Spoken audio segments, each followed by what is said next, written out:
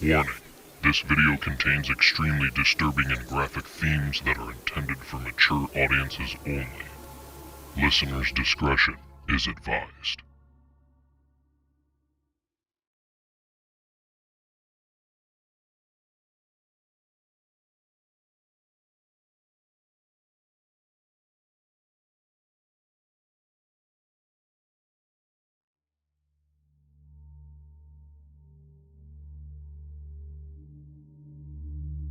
I'm typing this with hands that don't feel like mine anymore.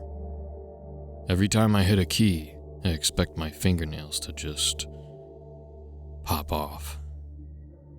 I'm currently locked in the guest bathroom of my childhood home. It's the only room with a heavy brass deadbolt. And I can hear them shuffling outside. Leo, honey, the stew is getting a skin on it. My mom calls out. Her voice has this rhythmic, clicking quality to it now, like a beetle's wings. Don't you want to grow up big and strong? I need to get this out before my phone dies or before they find the spare key. Please, if anyone is reading this, tell me I'm crazy.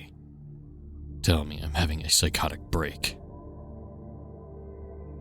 But I found the diary, and the diary doesn't lie.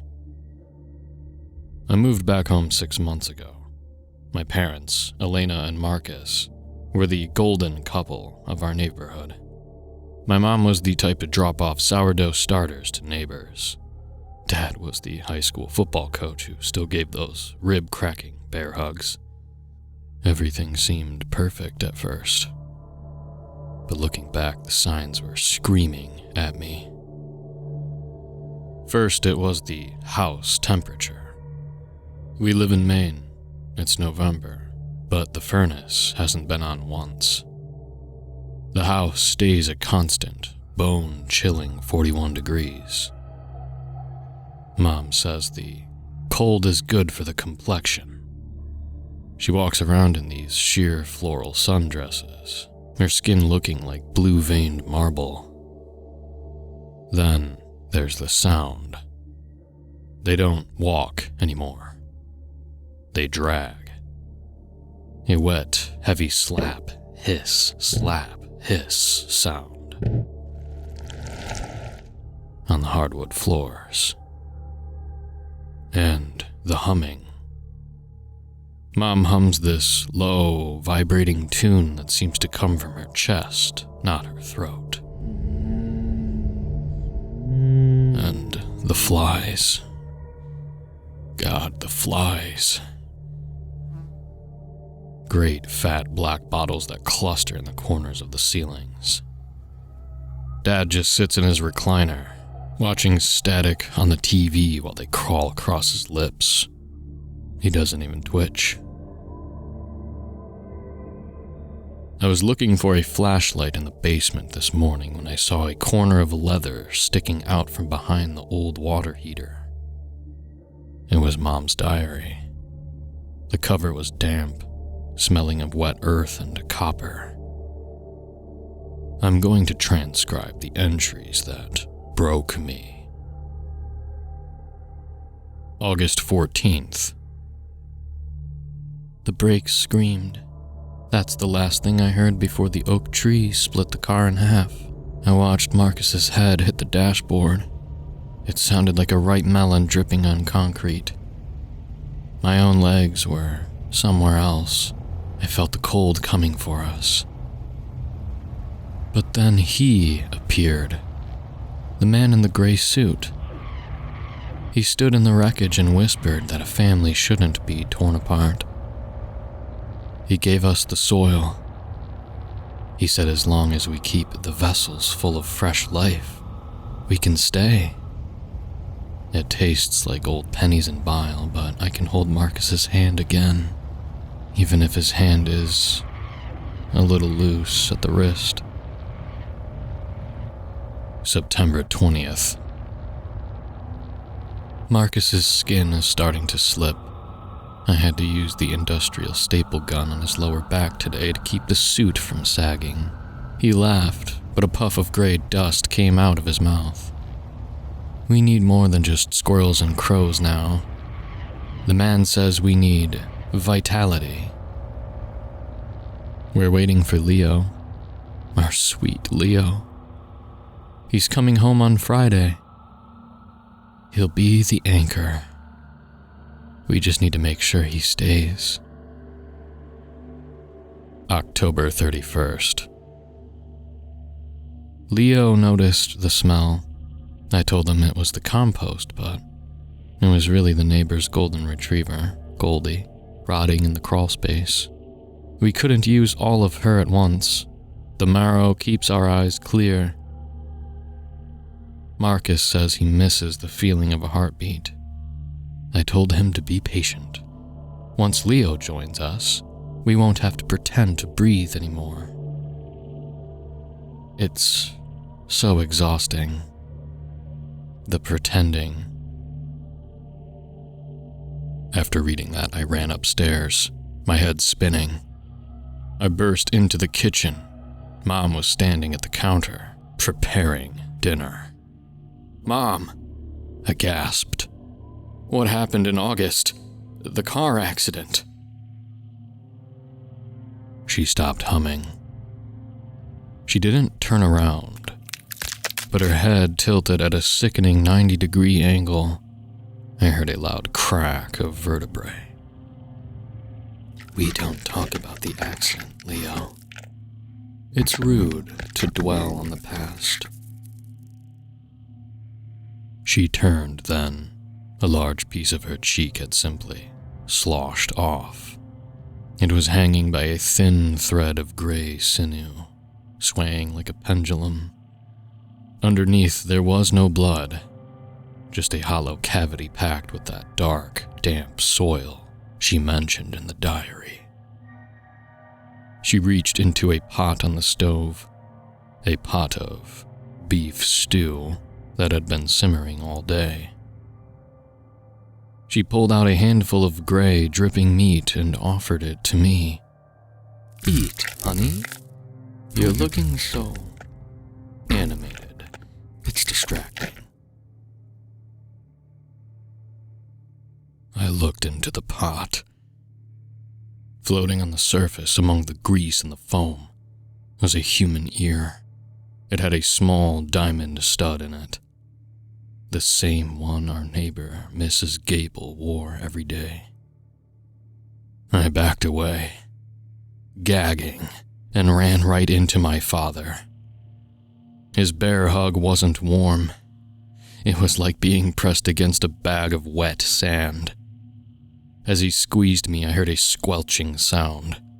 A dark, viscous liquid, black as motor oil, began to leak from his pores, staining my shirt.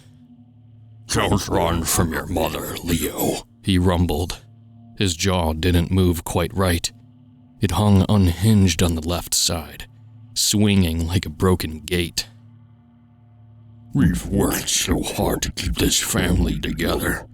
Do you know how much thread it takes to keep a man's torso attached to his hips?" I managed to shove him. His skin felt like wet, cold dough under my palms, and I bolted for the bathroom. I've been in here for 3 hours. The scratching on the door is getting louder. It's not nails anymore, it sounds like bone on wood. "Leo." Dad's voice is a wet rattle. "Open the door. The transition is easier if you don't fight it. The man is coming back tonight for the final stitching." I leaned over the sink to splash cold water on my face, trying to wake up from this nightmare. But then I looked in the mirror. Truly looked. I remembered the car ride. August 14th. I was in the back seat. I remember the tree. I remember the smell of gasoline and the sight of my father's head folding like a piece of paper. I looked at my own throat in the mirror. There was a thin, jagged line running all the way around my neck. I picked at it with a trembling finger. The skin didn't hurt. It just unzipped. Inside the wound, there wasn't a windpipe or veins. There was only a thick, black twine, neatly stitching my head to my shoulders. And there, packed into the gap, was the same dark graveyard soil. I'm not the missing piece because I'm alive. I'm the missing piece because I'm the only one who hasn't realized he's rotting yet. The scratching has stopped. Leo. Mom whispers through the keyhole. I can hear your stuffing falling out, dear. Come out and let Mommy fix you. I'm looking at the window. It's a long drop. But if I jump, will I even break? Or will I just burst apart like a dropped bag of groceries? I don't know what to do. Do I jump? Or do I let her sew me back together? Update. I'm losing my mind. Mom just slid a 6-inch upholstery needle under the door. It's dripping with that black, oily sludge, and she's whispering through the wood about how loose my neck looks. She says she just needs to tack me down so I don't wander off. The sound from the hallway has changed. Dad isn't using his hands to knock anymore.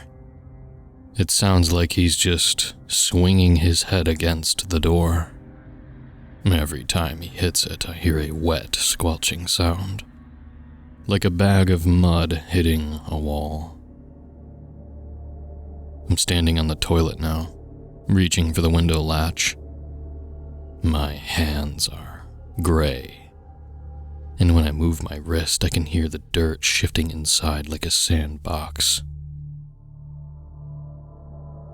I'm going to jump. It's a 12-foot drop to the driveway. If I hit the pavement and I don't break, or if I don't bleed, I guess I'll have my answer. If my phone survives the fall, I'll update you.